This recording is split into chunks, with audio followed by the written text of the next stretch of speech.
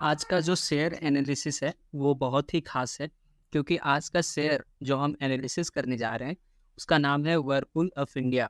यानी हम लोग इसके प्रोडक्ट काफ़ी ज़्यादा यूज करते हैं। ठीक है। और ये एक ब्रांडेड प्रोडक्ट है व्हर्लपूल करके। व्हर्लपूल के नाम से फ्रीज आती है, वॉशिंग मशीन आती है। मैं एक बार इसका आपको एक बार प्रोडक्ट दिखा देता हूँ, फिर हम लोग एनालिसिस की तरफ यहाँ पे चलेंगे। तो प्रोडक्ट यहाँ पे आप देख सकते हैं, इसका मैंने वेबसाइट खोला है। तो यहाँ पे आपको प्रोडक्ट यहाँ पे दिख रहा है कि व्हर्लपूल का रेफ्रिजरेटर्स है। ठीक है। इसमें अगर हम लोग बात करें तो वॉशिंग मशीन्स भी है। ठीक है। एसीज भी यहाँ पे है, ओवन भी है। ठीक है। डिशवॉशर्स भी है, प्योरीफायर्स भी हैं। मीन्स या इसके जो व्हर्लपूल के जो प्रोडक्ट है वो हम लोग कहीं न कहीं इसको यूज़ करते हैं। तो ये शेयर, ठीक है, ये शेयर जो है इसको अभी क्योंकि ये शेयर डाउन ट्रेंड में काफ़ी ज़्यादा चल रहा है। ठीक है, मैं फिर से आ जाता हूँ ट्रेडिंग व्यू पे। ये शेयर आपको देखने से ही पता लग रहा है कि ये कितना डाउन ट्रेंड में है। और अभी क्या इस शेयर में इन्वेस्ट करना सही है कि नहीं है? या फिर आप इसमें इन्वेस्ट करके बैठे हैं और आपको लॉस हो रहा है, तो आप सोच रहे हैं कि इसमें एवरेजिंग करना सही होगा कि नहीं होगा? या फिर इसको सेल कर देना ही सही है? हम लोग सब कुछ यहाँ पे डिस्कस करेंगे। तो इसमें हम लोग 3 पैरामीटर्स देखेंगे। पहले टेक्निकल देखेंगे, फिर फंडामेंटल इसका, और फिर एफआईआई, डीआई डेटा क्या कर रही है, वो हम लोग देखेंगे। वो देखने से पहले एक बार हम इसका दिसंबर क्वार्टर का रिजल्ट देख लेते हैं कि वो कैसा आया था। तो 2 फ़ेब 24 में इसका रिजल्ट आया था, जिसने सरप्राइज़ किया है अर्निंग के हिसाब से 53.19%। ठीक है। ऑलमोस्ट हाफ परसेंट इसने मार्केट को अर्निंग्स के दौरान इसने निराश किया है। रेवेन्यू भी 4.36%, ठीक है, माइनर परसेंट इसने रेवेन्यू में पॉजिटिव सरप्राइज़ किया है। तो ओवरऑल अगर सिर्फ अर्निंग्स एंड रेवेन्यू की बात की जाए तो ऑफ कोर्स रिजल्ट अच्छा, या फिर मार्केट को जो एक्सपेक्टेशन था वो अच्छा नहीं आया है। इसमें एक न्यूज़ भी देख लेते हैं कि न्यूज़ में अभी क्या अपने को शो कर रहा है। तो इसमें यही बताया जा रहा है कि Whirlpool sells 24% stake in India unit for 468 million. तो ठीक है, ये एक नेगेटिव न्यूज़ है क्योंकि यहाँ से अब सेलर्स भाग रहे हैं। इन्वेस्टर्स जो थे वो भाग रहे हैं, मार्केट सेटर, ठीक है। तो promoter plan to divest up to 24% stake in, ठीक है, डाइवेस्टमेंट करने का इरादा है। व्हर्लपूल ऑफ इंडिया, ठीक है, parents plan to reportedly sell stake, ठीक है। इसका शेयर फॉल हो रहा है क्योंकि इसके जो स्टेक होल्डर्स हैं, इसके जो इन्वेस्टर्स हैं, प्रोमोटर्स हैं, वो यहाँ पे अपना स्टेक यहाँ पे सेल कर रहे हैं। तो सेल कर रहे हैं इसलिए इसका प्राइस जो है अभी डिक्रीज़ हो रहा है। तो अभी आपको एज़ अ इन्वेस्टर और ट्रेडर अभी क्या करना चाहिए, वो देखते हैं। तो उसके लिए हम लोग सबसे पहले मंथली टाइम फ्रेम पे जाएँगे और वहाँ टेक्निकल में क्या अपने को शो कर रहा है वो देखेंगे। पर बट टेक्निकल में जाने से पहले, उसमें डिस्कस करने से पहले, अगर इस चैनल का कंटेंट आपको पसंद आ रहा है तो प्लीज़ इस चैनल को आप सब्सक्राइब करिए, वीडियो लाइक करिए, और जिसको अभी इसकी बहुत ज़्यादा ज़रूरत है उनको प्लीज़ आप शेयर करिए, ताकि वो एक इन्फॉर्म्ड डिसीजन ले सके। तो चलिए मंथली टाइम फ्रेम पे हम लोग देखते हैं। तो मंथली टाइम फ्रेम पे अगर आप देखेंगे तो व्हर्लपूल जो है मंथली टाइम फ्रेम पे बहुत ही स्ट्रॉन्ग सपोर्ट पे आके अभी ट्रेड कर रहा है। ठीक है, बहुत ही स्ट्रॉन्ग सपोर्ट पे आके आया है अभी यहाँ पे। तो मैं आपको वो सपोर्ट एरिया यहाँ पे बता देता हूँ मंथली टाइम फ्रेम पे क्या है। तो मंथली टाइम फ्रेम पे अगर हम लोग बात करें तो इसका जो स्ट्रॉन्ग सपोर्ट एरिया जो अपने को नज़र आ रही है वो आप 1190 टू 1430, यानी 1200 से 1400 के आसपास ये अभी क्या कर रहा है, अभी ये ट्रेड कर रहा है। तो जब जब ऐसा मौका मिलता है, ऐसा अपॉर्चुनिटी आता है, और शेयर भी काफ़ी अच्छा खासा है उसका, ठीक है, हम लोग उसको जानते हैं, पब्लिक उसको जानती है। और वहाँ पे अगर मंथली टाइम फ्रेम पे अगर ऐसे ही ट्रेड करता रहा, बट वो 1190 से अगर मंथली टाइम फ्रेम पे क्लोज नीचे नहीं दे रहा है, और एक मंथली टाइम फ्रेम पे ही अगर एक ग्रीन कैंडल अच्छा खासा 1400 के ऊपर क्लोज कर दिया, तो ऑफ कोर्स वो एक बहुत ही अच्छा बाइंग पॉइंट होगा। मंथली टाइम फ्रेम पे अगर आप ट्रेड कर रहे हैं, ठीक है, तो अभी मेरे ख्याल से आपको वेट करना चाहिए मंथली टाइम फ्रेम पे कि कब वो ग्रीन बुलिश सिग्नल दे, ग्रीन कैंडल वहाँ पे दे। और अगर वो ग्रीन कैंडल वहाँ पे देता है तो वो एक अच्छा खासा बाइंग अपॉर्चुनिटी होगा। अच्छा, ठीक है, मंथली टाइम फ्रेम पे वो बाइंग अपॉर्चुनिटी होगा, लेकिन वो कहाँ तक जाएगा वो भी एक बार यहाँ पे एक थोड़ी-सी एनालिसिस कर लेते हैं। तो वो मेरे ख़्याल से जहाँ तक उसको अभी मंथली टाइम फ्रेम पे जाना चाहिए, वो है 1700 के पा आस-पास वो मंथली टाइम फ्रेम पे जाना चाहिए। बट अगर आप एक लॉन्ग टर्म इन्वेस्टर है, तो ऑफ़ कोर्स आप जो है यहाँ पे अपना स्टॉप लॉस भी ट्रेल करके आगे बढ़ सकते हैं। ये तो बात हम लोगों ने कर ली कि अपॉर्चुनिटी कहाँ पे मिलेगी और टारगेट कितना रहना चाहिए। एक बार हम लोग इसका स्टॉप लॉस भी देख लेते हैं कि स्टॉप लॉस कितना होना चाहिए। तो इसका स्टॉप लॉस जो है आप कम से कम ₹800 रखिए। इसका स्टॉप लॉस कितना आप रखिए, आप कम से कम इसका स्टॉप लॉस ₹800 रखिए। अ, और मंथली टाइम फ्रेम पे इस तरह से ट्रेड करना मेरे हिसाब से सही रहेगा। अब बात कर लेते हैं एक बार वीकली टाइम फ्रेम पे कि वीकली टाइम फ्रेम पे वो अपने को क्या शो कर रहा है। तो वीकली टाइम फ्रेम पे अगर हम लोग देखें ध्यान से, तो वीकली टाइम फ्रेम पे भी मैं वही कहूँगा कि इसमें वीकली टाइम फ्रेम पे भी अभी कोई ट्रेडिंग अपॉर्चुनिटी नहीं नज़र आती है। नहीं आती है क्योंकि ये ऑफ कोर्स ये अभी डाउन ट्रेंड में है और ये एक पैटर्न फॉर्म कर रहा है। ठीक है, अगर वो पैटर्न आपको मैं समझाना चाहूँ, ठीक है, मैं आपको वो पैटर्न भी बता देता हूँ यहाँ पे कौन सा पैटर्न वो फॉर्म करने जा रहा है। तो वो पैटर्न अगर हम लोग यहाँ पे ध्यान से देखें, तो मेरे ख्याल से ये कहीं न कहीं ये एक ट्रायंगल पैटर्न जो है ये फ़ॉर्म कर रहा है, ठीक है? ये मेरे ख्याल से कहीं न कहीं ये क्या कर रहा है, ये ट्रायंगल पैटर्न फ़ॉर्म कर रहा है। तो इसका एक एनालिसिस भी देख लेते हैं कि ये ट्रायंगल पैटर्न फ़ॉर्म तो कर रहा है, लेकिन ये ट्रायंगल पैटर्न मतलब होता क्या है? ये देख लेते हैं। तो ट्रायंगल पैटर्न में क्या होता है कि अगर आप यहाँ पे देखें तो इसका रेजिस्टेंस यहाँ सबसे पहले यहाँ पे आया। एक बार मैं ड्राइंग टूल ले लेता हूँ, फिर वहाँ से मैं आपको समझाने की कोशिश करता हूँ।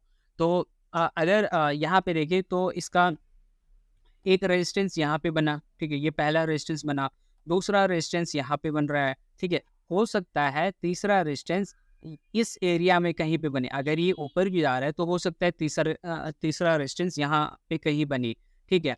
और अगर आप यहाँ पे देखिए तो एक सपोर्ट यहाँ पे है और दूसरा सपोर्ट यहाँ कहीं पे है। अगर यहाँ यहाँ से रिवर्स होके ग्रीन कैंडल में बुलिश सिग्नल यहाँ पे देता है तो ऑफ कोर्स यहाँ पे एक buying opportunity weekly time frame पे बन सकती है।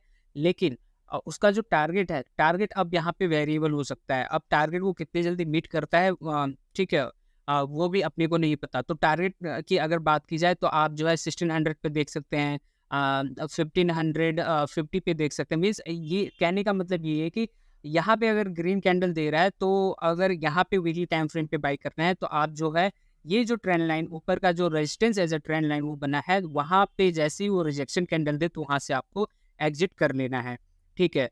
ये टारगेट मैंने बताया वीकली टाइम फ्रेम पे। तो इसका स्टॉप लॉस एक बार देख लेते हैं, स्टॉप लॉस कितना होना चाहिए। तो थोड़ा-सा मैं उसको ज़ूम करूँगा और देखता हूँ कि इसका स्टॉप लॉस कहाँ तक बनेगा।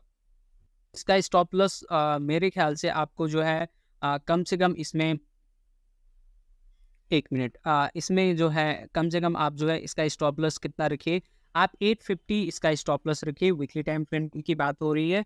और इसका जो है टारगेट जो है ट्रेंड लाइन के हिसाब से ही आपको वहाँ पे देखना पड़ेगा।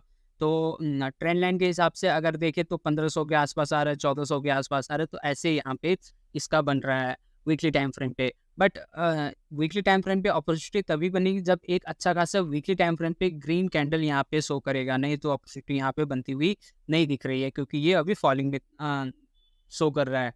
एक बार डेली टाइम फ्रेम पे देखते हैं और डेली टाइम फ्रेम पे देखते हैं कि वो अपने को क्या बताना चाह रहा है। तो डेली टाइम फ्रेम की अगर बात की जाए तो डेली टाइम फ्रेम पे भी डेली टाइम फ्रेम पे भी अभी एज सच कोई अपॉर्चुनिटी यहाँ पे दिखती हुई नज़र नहीं आ रही है। कहा ये जा सकता है कि डेली टाइम फ्रेम पे भी जो वीकली टाइम फ्रेम पे जो ट्रायंगल जिस टाइप का बन रहा है उसी टाइप का यहाँ पे बन रहा है।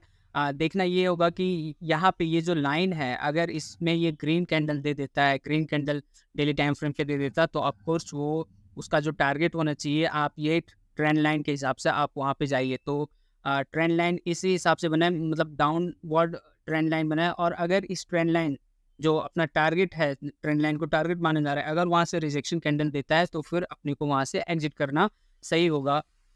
इसका स्टॉप लॉस भी आप जो है अभी 860 ही रखिए डेली टाइम फ्रेम पे। तो ये बात हम लोगों ने किया डेली टाइम फ्रेम पे। सब कुछ हम लोगों ने बात की मंथली के बारे में, वीकली चार्ट पैटर्न देख लिया, डेली में भी हम लोगों ने देख लिया। और अगर आप यहाँ पे एक चीज़ मैंने नोटिस की वो मैं आपको बता दे रहा हूँ, अगर आप यहाँ पे ध्यान से देखें तो इसके ऑलमोस्ट ठीक है, बहुत सारे क्वार्टर जो है नेगेटिव में ही गए थे, मार्केट को नेगेटिवली सरप्राइज़ किया। तो यहाँ पे मैं दिसंबर 2022 का यहाँ पे बता रहा हूँ, मीन्स 1 साल पहले का, तो वहाँ पे इसने नेगेटिव सरप्राइज़ किया था, 63.98 नेगेटिव सरप्राइज़ किया अर्निंग के हिसाब से, और रेवेन्यू भी 19.37। बट वहाँ से भी ये क्या हुआ, वहाँ से ऑल्दो ये नेगेटिव सरप्राइज़ किया बट वो अप में ही गया, ठीक है। ऐसे ही नेक्स्ट अगर देखें तो यहाँ पे भी नेगेटिव सरप्राइज़ किया बट वो अप गया। फिर अगर देखें तो नेगेटिव सरप्राइज़ किया और वो थोड़ा अप फिर से वो गया, और उसके बाद ये यहाँ पे फॉल हुआ। तो एक हिसाब से कहें तो यहाँ पे ट्रायंगल पैटर्न ही बन रहा है, और हो सकता है कि इस बार भी यहाँ पे थोड़ा-सा ये टच करे, इस एरिया में घूमे और फिर वो बुलिश साइन दे दे। तो एक अच्छा खासा अपॉर्चुनिटी यहाँ पे टेक्निकल के हिसाब से बन सकता है। अब एक बार चलते हैं फंडामेंटल और देख लेते हैं इसका कि फंडामेंटल में ये क्या कह रहा है। तो फंडामेंटल की अगर मैं यहाँ पे बात करना चाहूँ तो फंडामेंटल क्या वहाँ पे शो कर रहा है, एक बार हम लोग वो देखते हैं। फंडामेंटल में अभी अभी तो इसका प्राइस 1260 चल रहा है। हाई लो इसका 1733 और 1253 है। मार्केट कैप 15982 है। एंड अगर हम लोग इसका देखें तो 3 इयर्स में ये जो है डाउन ट्रेंड में है, 3 इयर्स में डाउन ट्रेंड में है, 5 इयर्स में ऑफ कोर्स ये डाउन ट्रेंड में है, 10 years over the long duration की बात करें तो ऑफ कोर्स यहाँ कहीं न कहीं एक स्ट्रॉन्ग सपोर्ट बनती हुई नज़र आ रही है, और हो सकता है वो वहीं से रिवर्स कर जाए। बट अगर आप यहाँ पे देखना चाहें 50 डीएमए लगा के और 200 डीएमए लगा के, तो दोनों से नीचे है इसका प्राइस। इसका मतलब ये कहा जा सकता है जो मूविंग एवरेज पे यहाँ पे ट्रेड करते हैं, तो जब तक वो 200 के ऊपर ना चला जाए तब तक मेरे ख्याल से ट्रेड करना अभी के लिए सही नहीं होगा। इसका प्रोस एंड कॉन्स भी देख लेते हैं। तो प्रोस में कंपनी ने अपना डेट रिड्यूस किया, कंपनी डेट फ्री हो गई है, कंपनी हेल्दी डिविडेंड पे कर रही है 19.4% के हिसाब से। इसका कॉन्स जो है कि ट्रेडिंग बुक वैल्यू से 4.57 टाइम्स ये ज़्यादा ट्रेडिंग पे है। कंपनी ने पुअर सेल्स ग्रोथ दिया है 6.65% पास्ट 5 ईयर्स में। कंपनी का रिटर्न ऑन इक्विटी लो है 9.28% 3 ईयर्स में, और इसका अर्निंग में अदर इनकम भी है जो कि 137 करोड़ है। तो ये प्रोस एंड कॉन्स की बात हो गई। नियर कंपैरिजन अगर हम लोग करें तो कंज्यूमर ड्यूरेबल्स या फिर डोमेस्टिक अप्लायंस जो भी इसका इंडस्ट्री कैटेगरी है उसमें ये लीडर है। वर्लपूल इंडिया लीडर है, प्राइस फॉल हो रहा है, ये लीडर है। तो टेक्निकल के हिसाब से तो वहाँ पे एक अच्छी खासी अपॉर्चुनिटी बनती हुई दिख रही है। अगर फंडामेंटल में भी और एफआईआई डीआई डेटा में भी इसने अच्छा खासा अपने को एनालिसिस करने में मदद कर दिया, तो फिर ये कहा जा सकता है कि ये बाय ऑन एवरेज डिप ये शेयर हो सकता है। तो क्वार्टरली रिजल्ट अगर हम लोग देखें तो सितंबर में इसका जो सेल्स था 1522 था, और अभी दिसंबर में सेल्स इसका 1536 हो गया, यानी सेल्स में माइनर इंक्रीज हुआ है, ये कहा जा सकता है। ऑपरेटिंग प्रॉफिट 73 से 63 हुआ है, ऑपरेटिंग प्रॉफिट डिक्रीज हुआ है। प्रॉफिट बिफोर टैक्स 52 से 42 ये डिक्रीज हुआ। नेट प्रॉफिट 38 से 30 ये डिक्रीज हुआ है। यानी क्वार्टरली अगर एनालिसिस किया जाए तो क्वार्टरली एनालिसिस एंड कंपेयर में यही आ रहा है कि इसका जो फंडामेंटल है वो सही नहीं आया है। बट इसका वाई ओ वाई अगर कंपेयर किया जाए, ईयर ऑन ईयर बेसिस पे इसको कंपेयर किया जाए, तो इसका सेल्स 1302 से 1536 हो गया, ऑफकोर्स इंक्रीज हुआ है। ऑपरेटिंग प्रॉफिट 89 से ऑपरेटिंग प्रॉफिट 44 से 63 हुआ, ये भी इंक्रीज हुआ है। एंड पीबीटी जो है 36 से 42 इंक्रीज हुआ है। नेट प्रॉफिट 27 से 30 ये भी इंक्रीज हुआ है। यानी वाई ओ वाई बेसिस पे ये इंक्रीज हुआ है, भले मार्केट को नेगेटिवली इसने सरप्राइज किया हो।